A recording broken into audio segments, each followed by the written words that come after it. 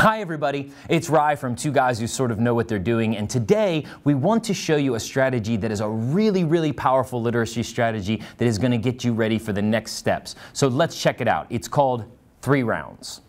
Now, the first thing that's going to happen is your teacher is going to give you a text, and not that text, a different text. A text like this one.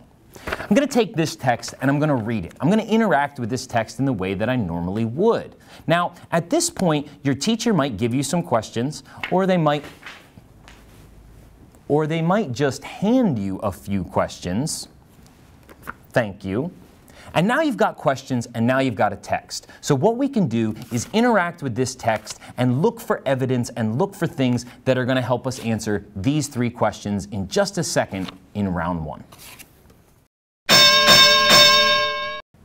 Okay, so round 1. We might be working on a discussion board online on a platform like Schoology, or we might be working offline in class on pencil and paper. It doesn't make any difference. But in round 1, what you are going to do is answer one of the questions. Now, your teacher might assign a question to you, or you might get a choice. But whichever way, go ahead and answer the question to the best of your ability. But here's where it gets interesting. No evidence, my friends. I know you're used to using evidence to support your answers, but for 3 rounds, we don't want to use evidence just yet. So go ahead in round 1 and produce the best answer you can without using direct evidence or a citation to support your answer.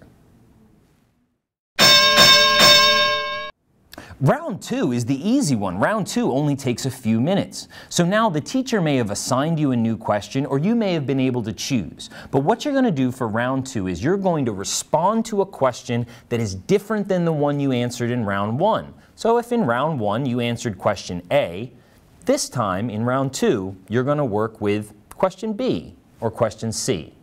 All you have to do is take an answer or find an answer from one of your classmates and provide the evidence that supports their answer.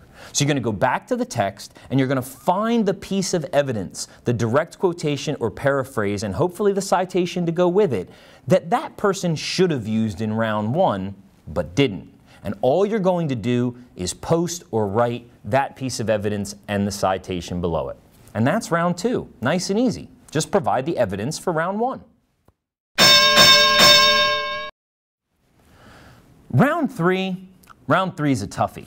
We're going to have to think a little bit for round 3. Now, round 3 is an evaluation. You are going to be assigned or be able to choose answers to rounds 1 and 2.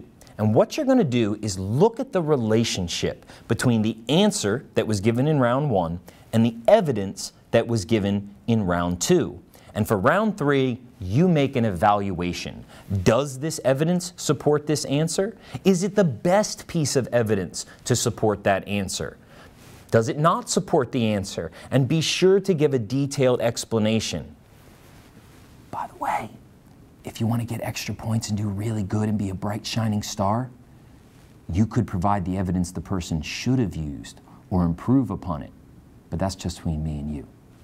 So what we end up with here are 3 activities, or 3 rounds. In the first one, we're going to answer a question. In the second one, we're going to provide evidence to someone else's, to a classmate's answer. And in round 3, we're going to look at the work 2 of our other classmates did and make an evaluation.